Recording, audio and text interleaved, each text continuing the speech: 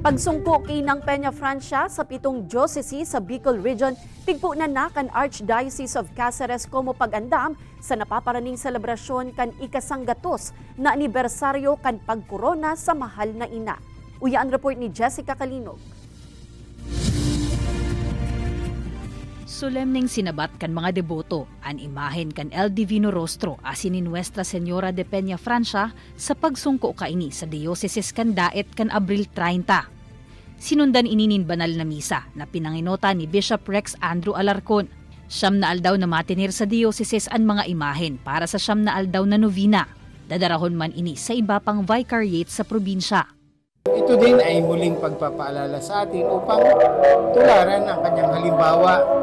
Pag-ibig ng ina na hindi nagmamaliw, pag-ibig na hindi sumusuko, pag-ibig na pinapasan ang lahat, pag-ibig na walang inaasam, kundi ang ikabubuti ng mga anak at ng mga minamahal. Sa Mayo 10, sunod na dadarahon sa Diocese of Libmanan ang imahen kan mahal na ina. Masunod naman ang iba pang mga dioceses. Gigibuhon ini hasta sa Hunyo 24.